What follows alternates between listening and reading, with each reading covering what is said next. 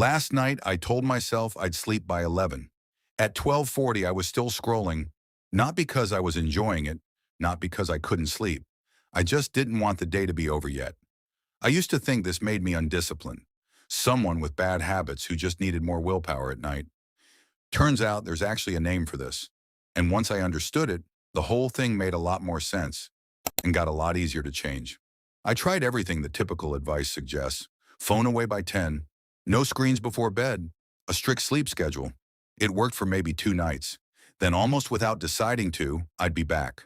One more video, one more episode, one more scroll. At an hour I knew I'd regret in the morning. I assumed I just lacked discipline at night when my willpower was already worn down from the day. So I tried being stricter with myself. It backfired every time. The stricter the rule, the more I seemed to break it. Here's what I didn't understand back then. This has an actual name: revenge bedtime procrastination. It's not about sleep hygiene or willpower or bad habits. It's what happens when your day gives you so little control over your own time that your mind refuses to let the day end without reclaiming some of it. Even at midnight, even at the cost of sleep. The shift didn't happen when I got stricter about bedtime. It happened when I stopped asking, how do I stop staying up late, and started asking, what part of today did I not get to choose? Almost every time the answer was the same: a full day of meetings, obligations, other people's schedules, where nothing from when I ate lunch to when I could take a break was actually up to me. Midnight wasn't a discipline failure. It was the only hour that felt like mine. And no bedtime rule was ever going to fix that, because the problem wasn't happening at night. It was happening all day. So here's what actually changed things, piece by piece. First, I stopped fighting the urge and started giving it a smaller, earlier home. Instead of trying to eliminate my time at midnight, I built in a short block of it earlier. Even just 20 minutes in the evening, that was genuinely mine, no obligations attached. It sounds small, but it gave my mind proof that personal time wasn't only available at night. Second, I started noticing control gaps during the day, not just at night.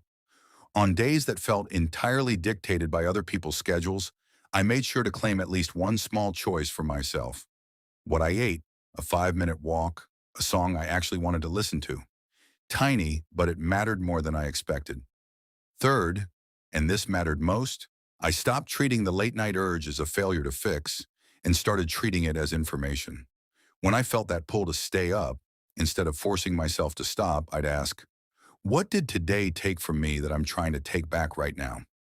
That question did more for my sleep than any bedtime rule ever did. I still stay up too late sometimes. That part hasn't fully disappeared, and I don't think it's supposed to. What changed is I understand what it's actually about now. It's not a bedtime problem. It's a daytime problem showing up at night. And once I started addressing the actual cause, the midnight version of it got quieter on its own. If you're exhausted and still can't seem to just go to sleep, I don't think you have bad habits, and I don't think you need more discipline. I think your day left you with so little that felt like yours that some part of you decided midnight would be the hour it took some back. Give yourself a small window of real personal time earlier in the day. Notice the control gaps, not just the sleep gaps, and ask what today actually took from you before blaming tonight. If this resonated, share it with someone who's wide awake at midnight for the exact same reason. And if you want more of this, real talk, small changes, no guilt trips, I'll see you in the next one.